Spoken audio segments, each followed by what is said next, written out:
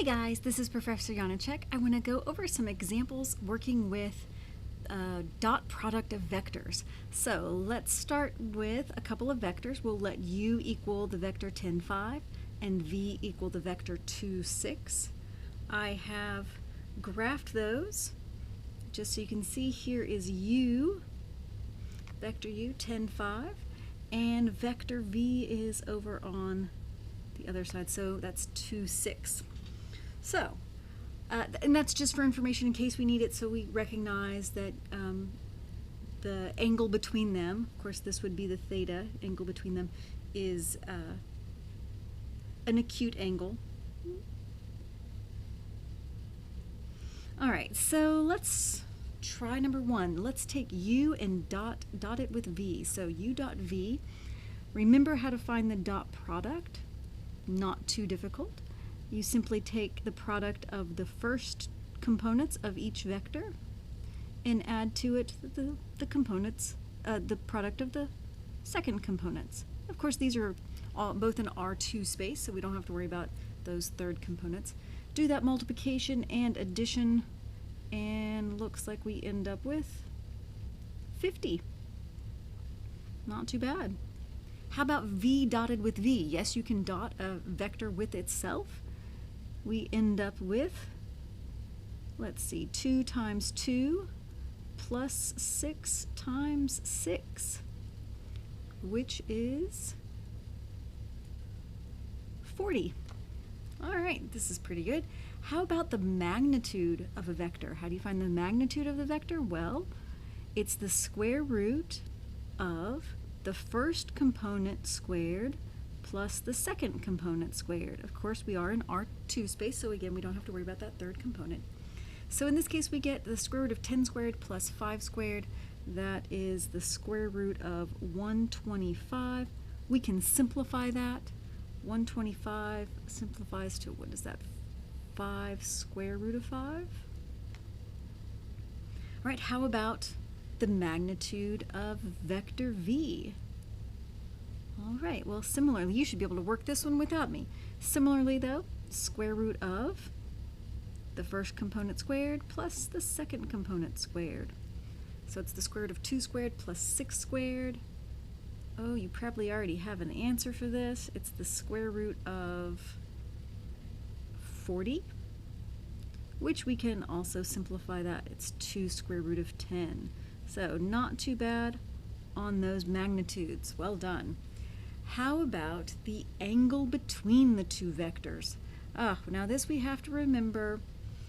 Based on our definition for dot product, remember there are 2 ways of determining dot product. First way we've already seen. That's one way of working with the dot product. Oops. Turns out there is another way. Remember, the dot product can also be defined as the hold on, let me back up. As the magnitude of the 2 vectors, multiply those together, and then multiply it by the cosine of the angle between them. So using this, if we solved for theta, then we would have that theta is the inverse cosine of u dot v over the magnitude of u times the magnitude of v.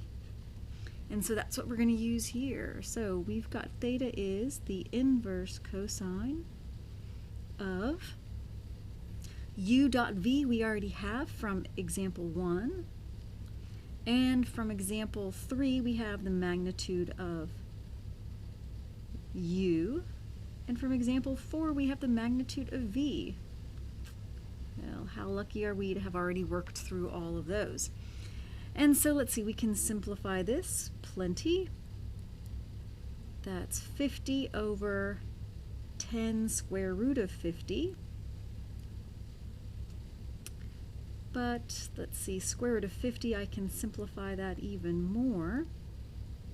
Square root of 50 is 5 square root of 2. Reducing all of this, we get the inverse cosine of 50 over 10 times 5 square root of 2 reduces to just 1 over the square root of 2. Now what is that? Remember, we're trying to figure out what is the theta value whose cosine is equal to 1 over the square root of 2.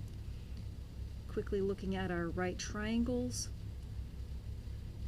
cosine 1 is adjacent over hypotenuse, so it looks like, oh, we've got the special triangle 1, 1 square root of 2 for our sides. That looks like 45-degree angle, or pi over 4. Now the only thing you would have to verify is this an acute angle? And yes it is. Again, looking back up at the graph, here is angle theta, and it is a cute little angle there. So there we go. Okay, a little more work, but hopefully it wasn't too bad. All right, let's now take a look at an application. We have a stroller being pushed 20 meters along a horizontal sidewalk with a constant force of 10 newtons, and it's at an angle of 15 degrees below the horizontal. We want to calculate the amount of work. So just so you know what's going on here, let's take a little look at what this looks like. We have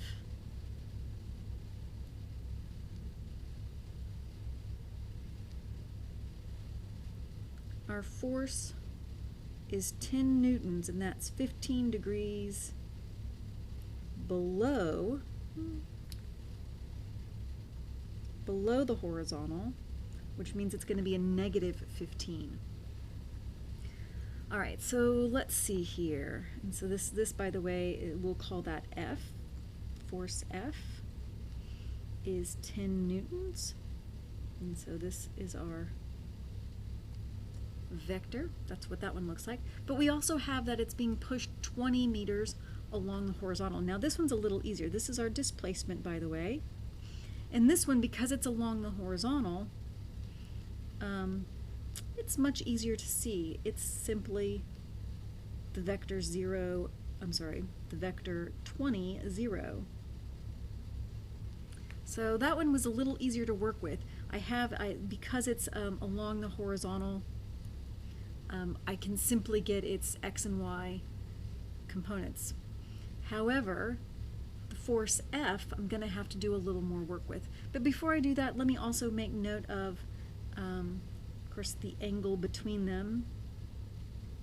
The angle for this one, let me just write that down, is negative 15. We've already made note of that, but let's just jot it down. All right, so for this force F, I need to get this in component form. All right, I got the displacement, I've got D in its component form. I need to get F in that component form as well.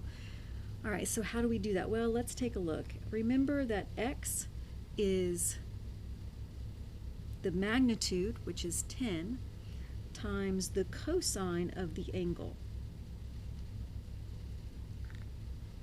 And Y is the magnitude times the sine of the angle. Now, dealing with negative angles isn't so easy, so let's go ahead and rewrite this using positive angles. I'm going to have to use my properties, my even and odd properties. Whoa. Ah, there it is. Even and odd properties tell me that the cosine of negative 15 is the same as the cosine of positive 15. However, using those even and odd properties, the sine of negative 15 is the opposite of the sine of positive 15. Okay, so now we want to determine work. Well, if you remember, work is simply the force and displacement, the dot product of the force and displacement. Okay, so now that we have, well, actually, let me go ahead and write this. So just as a reminder, force here is 10 cosine of 15, comma, negative 10 sine of 15. All right, so now we could take the dot product of these, again, just just to have it written all together so we don't have to look all over the place. That's going to be 10 cosine 15, comma, negative 10 sine of 15, dot 20, 0. And let's see, the dot product, fairly easy. Multiply the first component, so that'll give us 20 times 10 cosine of 15 plus, multiply the second components, that's going to be 0 times negative 10 times the sine of 15. Well, 0 times anything is 0, so that second term goes away. We're just left with 20 times 10, which is 200, times the cosine of 15 degrees. Now, yes, we could use the half-angle formula to determine the cosine of 15 degrees. I'll let you guys do that on your own for now. This is work, however, the units for work is given in joules, so we need to include those units there. And there we go. Enjoy!